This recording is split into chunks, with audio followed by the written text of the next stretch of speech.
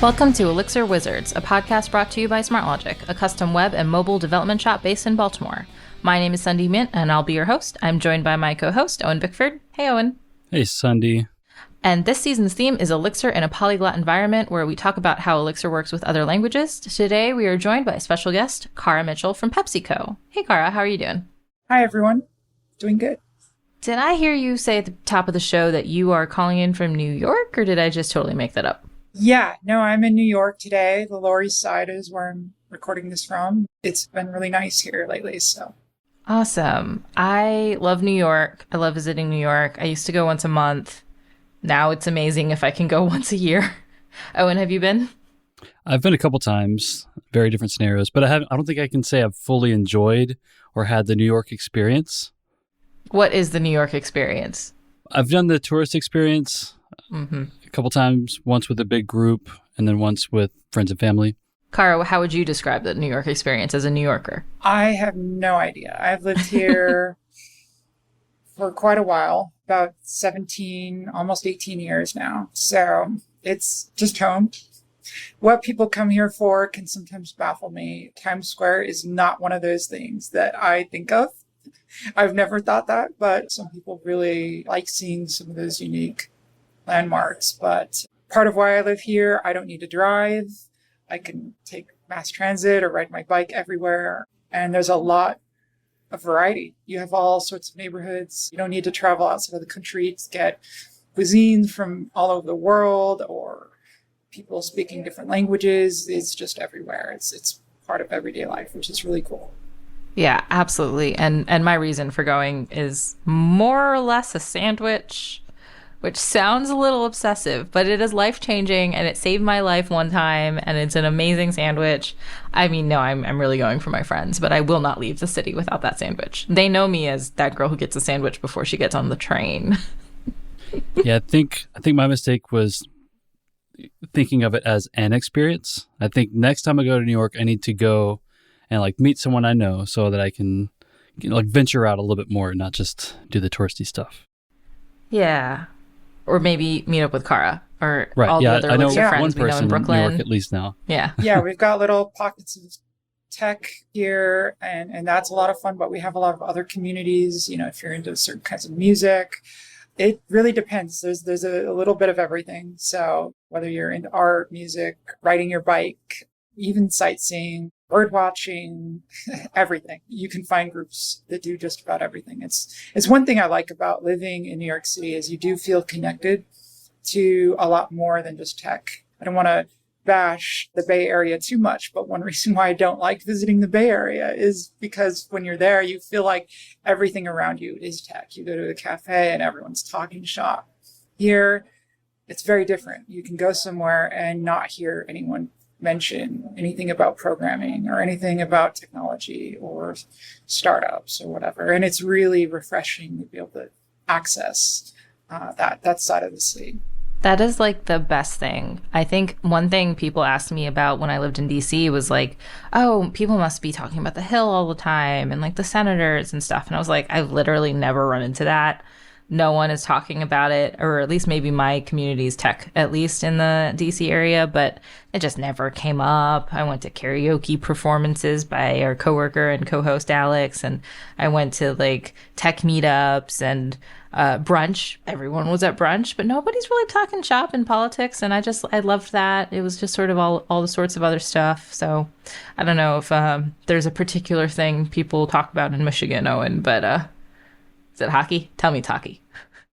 I'm not in those conversations, but you're probably right. When I was in Texas, it was football and baseball, mostly football. So yeah, I'm sure if I was in those circles, I would hear a lot more about hockey. But Cara, you mentioned music, and that gave me a flashback. I've been to New York 3 times, and one time I always forget about. I was in a band, and we did a kind of a tour, and we went up to New York and stayed at a makeshift loft, which has probably been renovated into a multi-million-dollar apartment complex now. But it's definitely a good bet. Yeah. So it's unfortunate, but true. Yeah, that was 20 years ago. Wow. You guys keep talking about these decades of time. No, it does make me feel a little old, but at the same time, the city has changed a lot. And so things are constantly evolving, some for the better and some not so much. But you still have this vibe of people who are trying to make New York City into their space, and these communities who really want to, live in it, not just circumstantially be there. And so that's definitely something that's still a vibe. You just sometimes have to go to different neighborhoods than you did in the past, whether it's, cost pushing people out or just communities shifting to new spaces and stuff like that. Yeah, and I miss New York a lot. I really want to visit. I always think about how much I want to visit around now, and that means that I end up going in like August, which is the worst time to go. I mean, talk about sweaty, trash, humidity, grossness. Yeah, there's a joke I tell people about New York City. After rain in the Pacific Northwest, you smell evergreen. You smell just that rain smell. I don't know. Rain smell in New York City is different. It brings out the sewer. It brings out the trash. It brings out everything you don't want to smell. And it is definitely one of the worst parts of summertime in New York City. It does not smell good. It's never something you want to share with anyone. You just sort of avoid it. You leave those areas when you can, but you also get used to it and you just stop thinking about it. But yeah. It's a distinctive experience. If you want one of those New York experiences, it might be the after rain smell. I think Elixir meetup, September, October. Let's go. A lot of people I want to see, and I think that would be a good time. I think actually Pepsi hosted a few meetups back in the day in the New York office. Is that still there? Yeah, we still have an office. The funny thing is, I got this job at PepsiCo while the pandemic was kind of in full swing. So I've actually never been in the office. I work from home. And, eventually maybe I'll go into the office. But at the moment, my team is spread out all over the world. And so we don't really have so many people in one city or another. So there's less value in going into a specific office. But yeah, we definitely have a nice office. And hopefully we'll start hosting more events. And yeah, the local Elixir group certainly is something that we can, as opportunity arises, start doing more in-person stuff too. All right. I'll be there. Owen, you're going to be there? I'll be there. Okay. That is like the one meetup where the pizza will be welcome. Like New York pizza at a meetup. Right. Yes, absolutely. You mentioned, of course, we've heard about the sewer, but we've heard about the culture, the different kind of areas within New York. I'm curious, what was it about New York that kind of drew you to it? Was it just the walkability or? Oh, is there something in particular? I guess this is a little bit of personal history, but I grew up as an Air Force brat, quote unquote, which is just keyword of saying my dad was in the Air Force and we moved around. And so as a military kid, we lived all over, including outside of the US. And so as we settled down in the US and I graduated from school, I felt like I needed to go somewhere and travel. Like I had this itch constantly, like, why am I still in the same place? And so I chose New York City partly because it was interesting. It reminded me a lot of places I had been, but also because it gave me stuff that I could access without having to constantly travel. And so that was really appealing to me. So yeah, I moved to New York City with no job and just a little over $700 in my account and made it work. It was a little bit of a, snap, let's just try and do this, and made it work out. You always hear these stories, but we very rarely talk to people with these stories. That is wild. It was a big risk, but it was possible because I was pretty well connected with various communities. And one of the technologies I had a lot of experience in at that point in time was Ruby. I picked up Ruby doing some of my own projects before Rails was a thing, really. So I had a very, very deep knowledge of that language and ecosystem. And so it gave me an easy entry to a lot of businesses. And so it made it pretty easy to, move around and just find work. So I kicked something off pretty quick with that and sustained a new career on the East Coast. Did you study computer science and programming, or were you a different field? I have studied, but I'm actually a college dropout. So that's maybe something people don't expect. But yeah, I do a lot of self-study. So I feel very, very well versed in theoretical computer science, but I taught myself most of that. So yeah, I did not go to college for programming.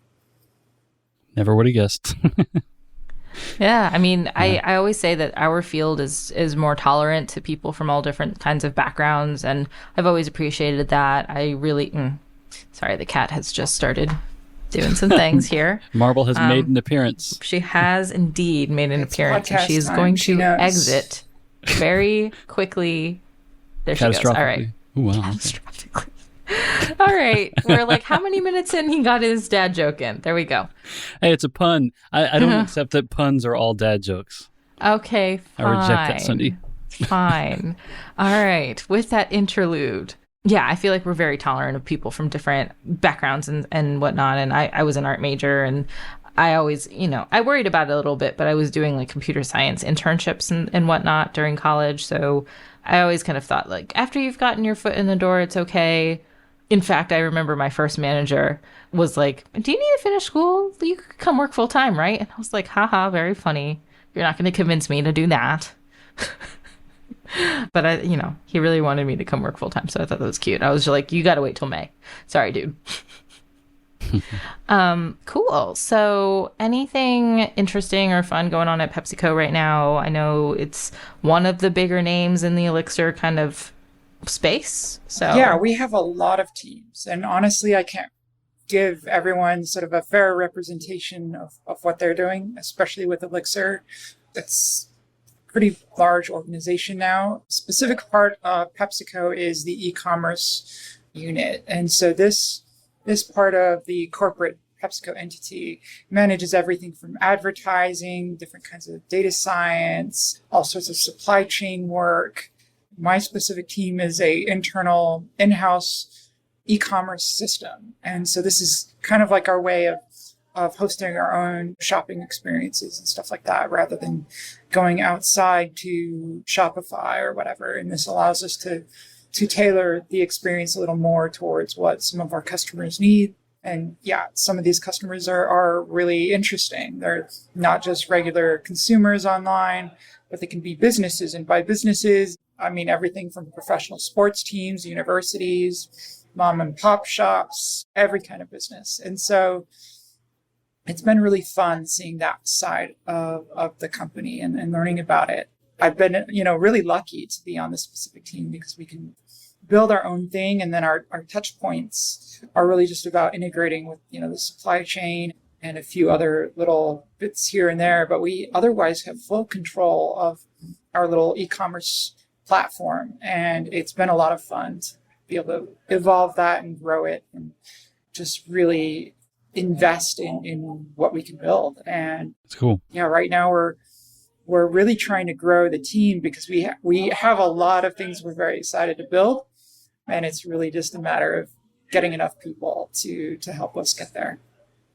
Curious, before Elixir, was it all spreadsheets or was it a different Well, applications? my team and our internal e-commerce capabilities didn't really exist before this. We did have a arm of the IT organization that just does general information technology stuff that did some e-commerce stuff, but it, was much more limited, and, they had a much harder time evolving and moving their capabilities forward. So the things we've been able to deliver within fractions of a year has really astounded some of our internal brands. We'll have different subsidiaries, whether it's, SodaStream, Gatorade, or whatever. There's so many brands. I can't even start to enumerate them, but they'll come to us and say, we want to do something like this. And the fact that we can turn around an actual usable site that works and meets all sorts of wish list items is really rewarding. We can actually empower these businesses in ways that, honestly, I don't think they thought they could get done, or at least with the budget that we're able to execute on. So It's really cool. Cara, I just did a quick search on our podcast page just to see if we've talked to anyone from PepsiCo before. Oh, and do you know if you've listened to any episodes? Because I know I started hosting halfway through our history.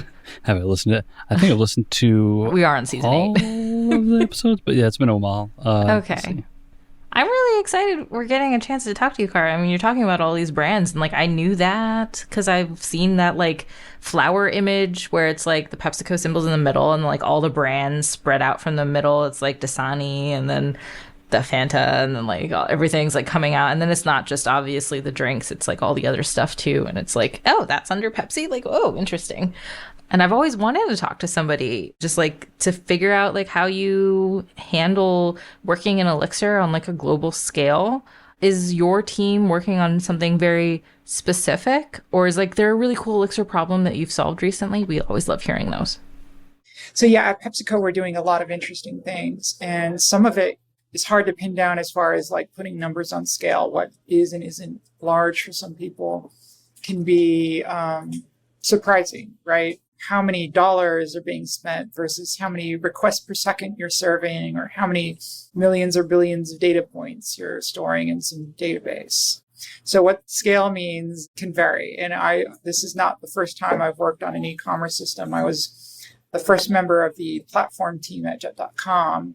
We built an e-commerce system from scratch in F#, which is not exactly the same kind of language as Elixir, but somewhat related in the sense that the functional programming approach to thinking about software and systems, and all of that gives you different tools. And so really what's interesting is much less about the absolute scale and more about how we describe our systems and think about what's going on and really use the language. It's much less about, oh, we've hooked up Absinthe for GraphQL, and much more, okay, we've got this flow for checkout. How do we really work with all of these different stages of getting someone's shopping cart payment information and shipping information and turn that into a whole, like, okay, we need to manage inventory. We need to make sure that we get communication out to confirm orders. We need to make sure we process that. We've got tax calculation. And then we've got actual fulfillment processes, whether or not orders need to be split into multiple boxes and so on. And so there are just so many little steps here, and the ability to think about this in a more functional approach is really refreshing. And there are certainly things we can still do better, but I think this is where a lot of really cool stuff happens. And this is where Elixir becomes a really interesting tool, not just some language that works well. And so, yeah, I think there's definitely something special there that we wouldn't have if we were writing in some other language. So is Elixir kind of reaching out to other like services or microservices, like as a kind of consumer we application? Use multiple releases to slice up some of our systems, and those currently run in pods on Kubernetes. And so that kind of helps us not think about that. It's not that Kubernetes is really allowing us to do something that we couldn't do without it. It's more that it allows us to separate the job of the infrastructure management and the job of really making sure that all of that is available and working from the job of figuring out what is going to go into an artifact, how it connects to the rest of the system, and all of the protocols in between.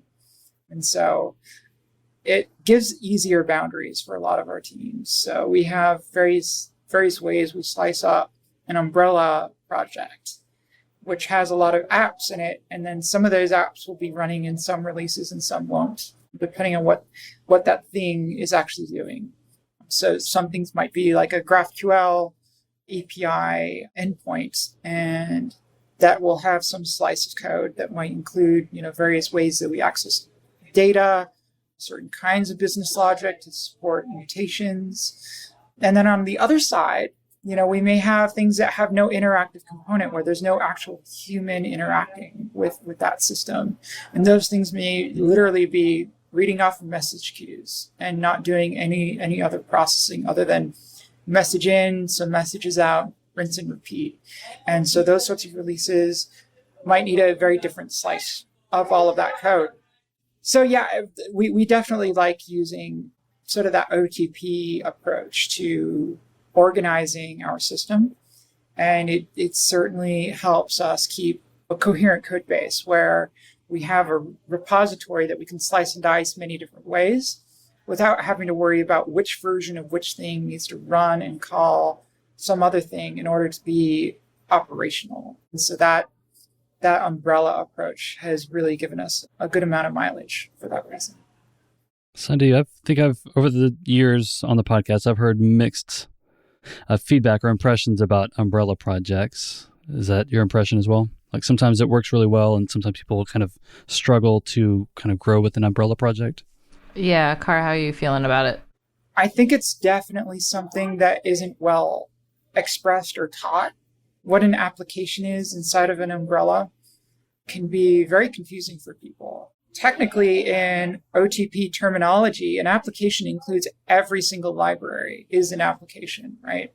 Now, the terminology and the documentation will call it an application library, which feels redundant and confusing. But the idea is it has a lot to do with the life cycle of running Erlang or Elixir system. And understanding all of that interplay becomes a really useful thing if you're looking at reliability or really consistent startup and avoiding race conditions. We talk about concurrency in the language and in the VM, and we think of it mostly after things are up and running. We have processes we could start to handle new connections to an API endpoint, or we have things that can just run in the background asynchronously with message boxes as buffers, or things that scan and process ETS tables. All of these different forms of concurrency are interesting, but another way OTP helps out with concurrency is really getting to a stable, like a known state that's good. So when your application starts, the goal isn't to just race to have everything up and running. It's actually racing to make sure that you guarantee everything you expect is good. And that way, as soon as one of those things fail, you know how to recover. We talk about supervision hierarchies as something that's interesting, but very few people really make use of it in a proper way because they're not thinking in terms of what that steady state is and what good is versus what a broken system is and what might be malfunctioning. And so if you have one component that depends on a database connection and then that connection pool crashes, that part of the system can no longer run properly. Like the expectations that it has that you can get a connection out of that pool fail. And so the right way to think about this is to back up a bit and say, oh, we need that available. And until we have that, we can't run. So shut us down, go try and reboot the connection pool, then start the application up again. And of course, that will roll over to deeper and deeper dependencies. And that's on purpose. That way you're not sort of in a halfway working mode. It's like, okay, the system's either working or not. And then it's very, very consistent with how it tries to get to that working state again, whether it's right at boot or after a failure. And the way it does it is super, super consistent. And so I find releases really help you think about that. And it's one of those things that I think people probably ought to spend a lot more time evaluating if they do care about that kind of resiliency. So yeah, I was interested as you're describing that kind of restart process and kind of machines talking to each other, trying to restart. Is that who's in control there? Is that Kubernetes or is that OTP nodes talking to each other? Well, Kubernetes is a very coarse-grained restart, right? The pod is either running or not, right? And for better or worse, it's just sort of what Kubernetes makes easy or hard. Kubernetes very much prefers stateless pods, right? Where you can just replace one pod with another. They're effectively equal once they're up and running. And sure, you can attach volumes and you can do a bunch of other stuff to move away from statefulness, but the idea that they're sort of interchangeable parts gives clusters flexibility. You can expand and grow things. You have scaling. You can handle errors at a hardware level. But outside of that, it doesn't really think about anything in terms of your business domain and what a what a halfway broken system looks like. You know, if your connection pools are failing, it's not that the pods need to restart. It's that you shouldn't be initiating things that are going to get halfway through and then fall over and then need to restart, which is even more expensive. In these cases that are commonly caused by things like overload, when you look at that, you have to ask yourself, is it better to actually be down or actually just refuse doing work that you know you can't complete than just continually trying half of it and failing, right?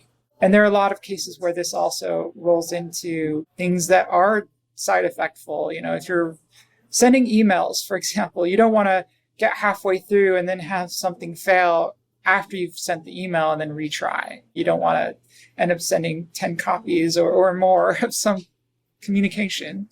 So in these cases, it's really important to think about how you want to do those things. And I find releases, supervision hierarchies, all of that, just it's almost just structure for the mind to think about those things. It's not something that needs to be a rigid rule, but if you start thinking about your application in terms of those things, you start really getting answers that help you get somewhere and get you beyond just sort of roll the pod over as your answer to resiliency. Now, of course, you could also do in-place upgrades, release upgrades. I've done those in very, very large clusters, you know, over thousands of machines. Very, very well. They're definitely doable, but I don't think most people are ready to think in terms of that. And if you're already using something like Kubernetes, it may not even help because, you know, you're already dealing with something that already thinks it owns the life cycle of a pod. And trying to do that internal to the pod on top of that is a little bit of friction. So I may not recommend that everyone look into that side of releases, but there's a really deep rabbit hole there that we could get into of different ways you could run and deploy Erlang or Elixir applications. And it's really interesting to see how it varies too, from things that run in big clusters to things that are like effectively firmware on little robots or embedded appliances and stuff like that. So we've very much talked a lot about Elixir just now, and I'm very curious. You mentioned really liking F#, and I think you mentioned it just a little while ago. Is there any kind of like dream team combination of something that you like working with Elixir, like F#, or are you an Elixir Phoenix fan? You know, I do not play favorites at all.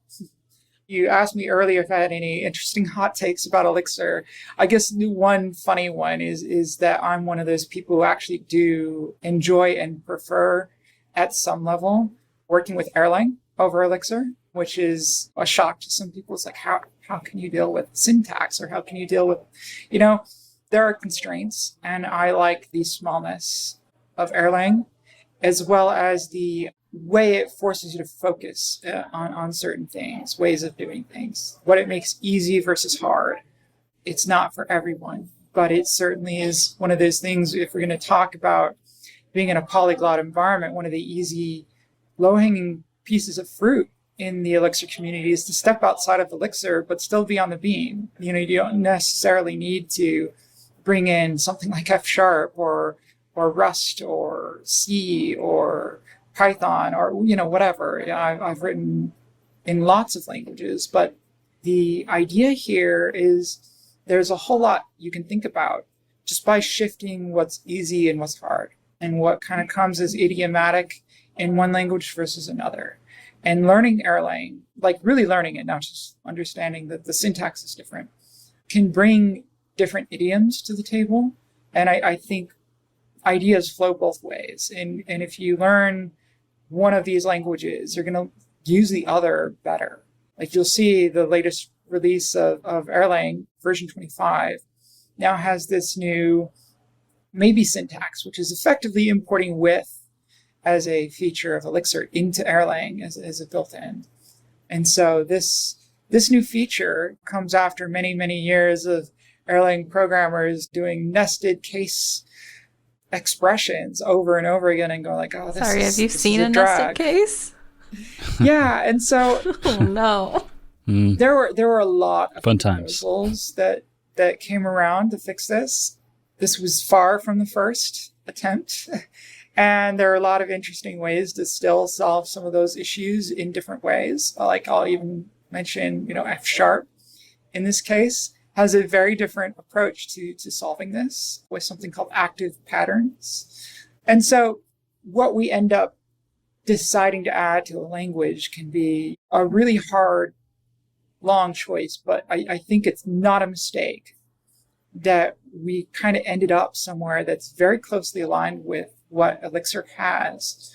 And there's a lot to learn from that experience. Like, okay, what else can we think about? What else is missing? And so, I think Erlang needs to evolve as a language just as much as any other. It doesn't need to go fast. It doesn't need to, rush to add features. It's perfectly usable as it is, but there are quality of life improvements that will certainly make code bases easier to write, easier to maintain, easier to get right the first time. And I think we're in this boat together. And so the more we think about it that way and are less one-sided, I think that's one of the best ways we can think as polyglots on the beam rather than polyglots in the large. Right on. I really have to ask this too, because we were talking about hot takes, and something that I feel like you said was a hot take on a Twitter, like a tweet from a while ago, was that you thought that some of the topics that you found really interesting that you wanted to pitch as conference ideas were maybe ideas that other people wouldn't find interesting. And I'm so curious about digging into that if you're cool with that. Yeah, I've had some people nudging me to start submitting to conferences again. And things that I find interesting can be kind of esoteric. I've given talks in the past about, like I have this talk that takes Elixir code or Erlang code and takes the journey from that source code to parsing to all of the different steps of transformation and compilation, all the way down to the beam files, and then from the beam files, the code loader and what it does to fuse and translate those beam instructions into actual VM instructions, and how runtime worked. Now, the issue with that talk is a lot has changed. The compiler is very different. Beam files have a lot more info now, and we have a JIT. So I've thought of redoing that, but at the same time, I don't know if everyone's actually as interested as I am on actually seeing going from one line of code into what assembly instructions are running and how that works. It's interesting. I'm interested. Yeah. I have not gotten into the weeds with compilers yet, but over the weekend I was doing some side project work and got some help in Elixir Slack, trying to get information out of live view modules at compile time. And once I got a little bit of help with that, it unlocked a lot of things for being able to kind of like detect which events have been defined and that kind of thing. Yeah, even to the earlier level, before you get to deeper representations in the compiler, learning how macros get executed and what the output actually looks like, and finding ways to explore that is one of those areas where I think Elixir could actually use some improvement and some tooling to help exploratory interaction with macros and really see, okay, I wrote this code. What is it really turning into? What does this module look like after it's gone through all of this compilation? And that, I think, you can kind of do if you know the right things to call by hand, but it's something that I think ought to be like almost automatic, where you could just kind of go in your editor and say, okay, expand this, show me what the Elixir code would look like expanded, how many times, n times, all the way, whatever it is. See, just that is so interesting just to hear you kind of talk about it, because you're already interested in it. I think my favorite kind of talks that I've listened to are people who really were engaged in like a subject or a topic, and you could feel that and you can see it, and like that excitement that somebody has for a thing is like the best fodder for conference talk topics. And so I'm really glad we're getting a chance to talk about it, because I want to just say go for it. Yeah. My concern right now is that it's a talk that's probably too many talks in one. I need to cut it down. Last time I tried to give it, I felt rushed through. It's just very, very difficult to fit in under an hour, and most conferences don't even take hour-long slots anymore anyway. So figuring out how to reformulate that is something on my mind. And I need to do it in a way that feels accessible, because what I often get is a few people get really interested in it. But then when you go into talking about static single assignment and how compilers work with static single assignment and optimization and type-directed optimizations and stuff like that, they'll kind of get lost in some of the detail. And I don't want to spend so much time getting into compiler theory when the day-to-day, like, look, you can actually take your code with you and see what it looks like at this step. And here's how you could do that. And you don't need to understand how the compiler works. And that's kind of what I meant by that tweet. The actual theoretical way that all of this works and connects together is really interesting to me. But I think the practical thing that most people would want to take away is actually being able to just say, oh yeah, I know that there's this midpoint representation that has all of these things done to the code. I want to see what that looks like for this file, and know how to get that output, know how to like thread things through to the right point and grab that and say, yes, okay, this is what the code looks like at this point. And I think that might be more of what would be a successful conference talk rather than the other. The other might be more of a book than a conference talk. I have no aspiration to do a talk that needs to be a book or write a book, so don't ask. I think we just heard it here first that Cara is going to write a book. Maybe. I've had friends write books. I know how difficult it is. Yes. I have a lot of respect. Absolutely. For those that have that undertaking. I don't know. I have a lot of things I might write on before it would be technology. So I don't know. If I'm going to write a book, it probably won't involve computers.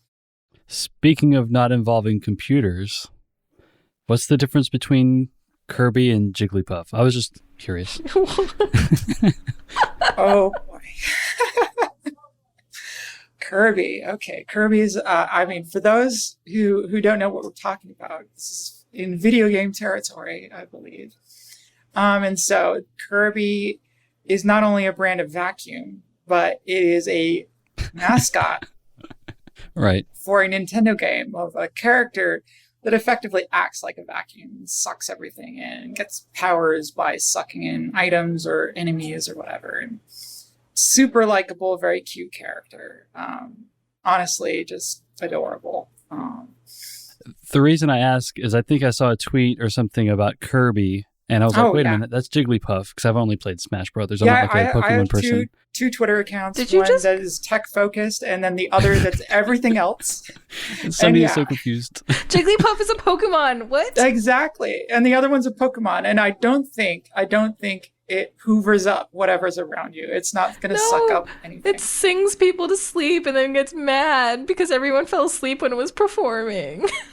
Okay, so this is what I get for not playing Smash Brothers in a couple of decades, probably, or knowing anything about Pokemon. So Okay. I mean, I'm surprised. Pokemon comes up a lot on this podcast, Owen. You need to brush up. PD time, right? Oh my goodness gracious! I saw this on the script and I was like, oh, Cara must feel very strongly about Jigglypuff versus Kirby. And this must be a thing. I don't. I just think Kirby's a very adorable mascot, and as far as Nintendo characters go, Kirby is underrated. I would love a Kirby game well before a Mario game. I mean, Plumbers are great, I guess, but it's kind of tired, and Kirby's where it's at. Okay, so Kirby's where it's at, and Owen thinks that Kirby and Jigglypuff are the same thing. Got it. Hey, no, now I know. They're completely different, similar-looking characters. So they're both pink, right? Oh my god, they're both pink and round and adorable. Mm-hmm. Yeah. Oh my gosh, I don't even know how to recover from this one. I think the only thing I can really do at this point with my life, with my day, is ask Cara, do you have any final plugs or pitches for the audience, anywhere that they can find you or anything you can check out? Oh boy, yeah. I think what we're doing in the Elixir community is really interesting, and a lot of that is represented at PepsiCo. So come talk to us. We'd love to have conversations with people who are just curious. If you're looking for work or you just want to figure out what's going on, just connecting with more people. And I think it's really, really important that the community as a whole really becomes more self-aware of everything going on. So regardless, I think it's a good thing to make sure that people know that if you're curious, just reach out.